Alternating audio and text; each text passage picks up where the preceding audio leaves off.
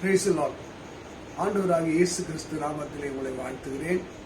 இன்றைக்கு ரோமர் 11:29 தேவனுடைய அழைத்த அழைப்பும் கிருபை வரங்களும் மாறார். தேவன் ஒரு மனிதனை அழைக்கிறார், அவனுக்கு கிருபைகளை தருகிறார். அந்த கிருபையை மாற்றிக்கொள்வதில்லை. இன்னைக்கு இந்த கிப்ஸ், இந்த வரம், மனிதனுக்கு அவர் வரங்கள் அளிக்கிறார். எபேசியர் 4:8 அவர் சிறைப்பட்டவர்களை சிறையாக்கி மனிதனுக்கு வரங்களை அளிக்கிறார். அருமையானவர்களே, the God's gift. எத்தனையோ பேரும் பார்த்தீங்கன்னா அற்புதங்களை செய்கிறார்கள், வியாதிகளை குணமாக்குகிறார்கள், ஏழ்மைகள் மாறுகிறது, தரித்திரங்கள் மாறுகிறது. இதெல்லாம் அவங்களுடைய சுயபலத்தில், சுய ஞானத்தில் அல்ல. பரிசுத்த வேதம் சொல்கிறது, பரிசுத்த ஆவி தந்தரில் வரம். தேவன் ஒரு மனிதனுக்கு வரங்களை தருகிறார். இன்றைக்கு ஒரு சின்ன ஒரு செய்தி, தேவ மக்களே, ஆண்டவர் அவரை நம்புகிற மக்களுக்கு அவர் கிருபையும் வரத்தையும் தருகிறார்.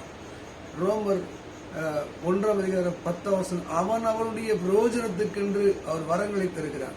இந்த ஆண்டுடைய வரம், அந்த கிருபை, இந்த மனுஷனுக்கு ஈவாக இலவசமாய் கொடுக்கிற ஒரு பரிசு, ஒரு அன்பளிப்பு. இதுதான் 1 கொரிந்தியர் 12:1 அப்போஸ்தலனாகிய பவுல் இப்படி எழுதுகிறார், ஆவிக்குரிய வரங்களை குறித்து அறிவில்லாமல் இருக்க எனக்கு மனதில்லை.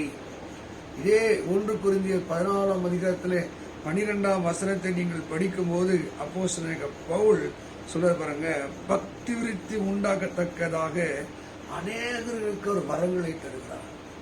நல்லா பாடுகிற வரம், இசை வாசிக்கிற வரம், சபையை பிரசங்கிக்கிற வரம், ஏழைகளுக்கு உதவி செய்கிற வரம், அன்பினாலே கட்டுகிற வரம், ஏழை எளிய மக்களை, நோயினாலே பிணினாலே பிடிக்கப்பட்ட மக்களை பராமரிக்கிற வரம்.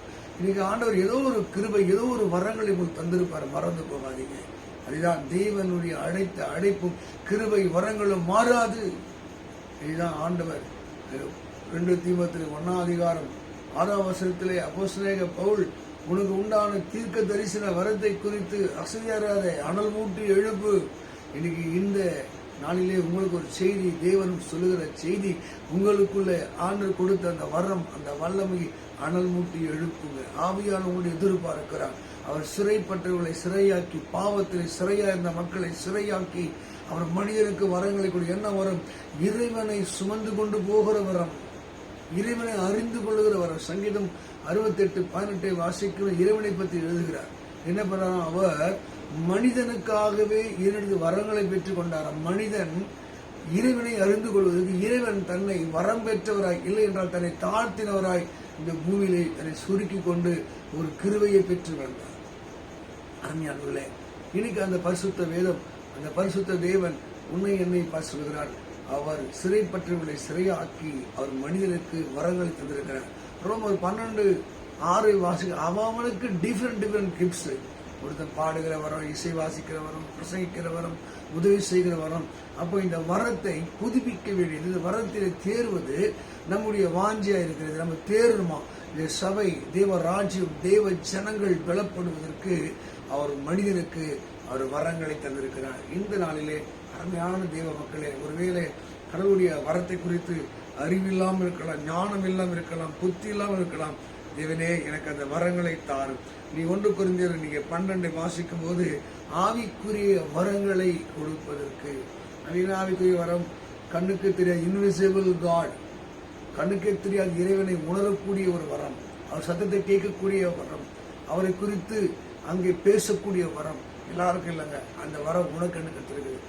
மத்தேயு 5:8 சொல்கிறது, இருதயத்தை சுத்தமுள்ளவர்கள் பாக்கியவான்கள், அவர்கள் தேவனை தரிசிப்பார். கடவுளை தரிசிக்கக்கூடிய ஒரு வரத்தை, கிருபையை அவரை நம்பின மக்கள் தந்திருக்கிறார். தேவ மக்களே, இன்றைக்கு உங்க மேல அவர் அழைத்திருக்கிறார்ல, அந்த அழைப்புக்கு கூடவே சேர்ந்து ஒரு வரம், இறைவனை அறிந்து கொள்ளுகிற வரம், அவரை உணர்கிற ஒரு வரம் அவர் தந்திருக்கிறார். அதை விட மேலாய் பரிசுத்த ஆவியான உனக்குள்ளே இருப்பார் என்றால் வியாதிகளையும் பிசாசுகளையும் சாபங்களையும் மாற்றக்கூடிய ஒரு கிஃப்ட்ஸ். நீ ஜெபித்தால், நீ அவருக்கு ஆலோசனை சொன்னால், நீ அவர்களோடு இருந்தால், உனக்குள் இருக்கிற இந்த பரிசுத்த ஆவியின் வல்லமைகள், வரங்கள் செயல்படும். அதுதான் ரோமர் 12:6 சொல்கிறது. அது தேவனுடைய பிரயோஜனத்துக்கும் அவர் டிஃபரெண்ட் உங்களை வரம் தந்தவராய், நீ வரம் பெற்றவன் தான். நீ இருக்கிற ஆசீர்வாதம், நீ தொடுகிறதெல்லாம் ஆசீர்வாதம், செய்கிறதெல்லாம் ஆசீர்வாதம். நீ கீழே ஆண்டவரை சிறைப்பட்டவர்களை சிறையாக்கி மனிதனுக்கு வரங்களை கொடுத்தீங்களே, இதை பாவத்திலிருந்து சிறையாக்கி கொண்டு மகனா வைத்தீங்களப்பா. எனக்கு அந்த வரங்களை தார், வல்லமையை தார். இன்னும் இந்த ஹோல் ஸ்பிரிட், அந்த கிஃப்ட்ஸ் எனக்குள்ள வரல, அந்நிய பாஷை வரல, தீர்க்க தரிசனம் வரல, சுகமாக்குற வரல, வெளிப்பாட்டு வரங்கள் வரல. எனக்கு அந்த வரத்தை தாங்க கேட்டு பாருங்க.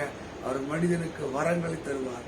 2:28 அவங்க சொல்கிறார், என் ஊழியக்காரர் மேலே இளைஞர் மேலே என் ஆவியை ஊற்றுவேன். அவர்கள் தீர்க்க தரிசனம் உரைப்பார்கள், வெளிப்பாடுகளை சொல்வார்கள். உன் வாழ்க்கையில் என் வாழ்க்கையில் வெளிப்பாடுகளை தருவதற்காகவே அவர் பரலோகத்திலிருந்து சிறைப்பட்டவர்களை சிறையாக்கி மனிதர்களுக்கு அவர் வரங்களை தந்திருக்கிறார். தேவ மக்களே, இன்னைக்கு ஆண்டு உங்களோடு பேசுகிறது. அந்த ஆவிக்குரிய வரங்களை குறித்த ஒரு அறிவும் ஞானத்தை உடையவர்களாக இருக்க வேண்டும். நீ கேட்டு பாருங்க, கர்த்தர் உங்களோடு பேசுவதை, உங்களோடு அவர் இடைப்படுவதை நீங்கள் உணர முடியும். இது கர்த்தர் கொடுத்த வர. நிறைய பேருக்கு இல்லைங்க, கடலோடு பேசுகிற வர நிறைய பேர், ஜெபிக்கிற வரவில்லை, பாடுகிற வரவில்லை, கர்த்தர் சத்தத்தை கேட்கிற வரவில்லை. ஒருவேளை அந்த வரத்தை கொடுத்தால் 2 தீமோத்தேயு 1:6 அதை அனல் மூட்டி எடுப்பு. இன்னும் கிருபையை கேளு, அதை அவிழ்த்து கூடாது. ஆண்டவரை இன்னும் எனக்கு அதை கிருபை தார் கேட்டுப்பார். கர்த்தர் தம்முடைய கிருபையினாலும் வல்லமினாலும் உங்களை அபிஷேகிப்பான். தேவனுடைய அழைப்பும் கிருபை வரங்களும் மாறாது. உங்களை அழைத்தவர் மாறாதவர், அவர் அப்படியே செய்வார். காத்திருப்போம், கிருபையை பெறுவோம், சபையை பக்திரித்து உண்டாக்குவோம். கர்த்தர் நம்மோடு இருப்பாராக. God bless you. God bless you.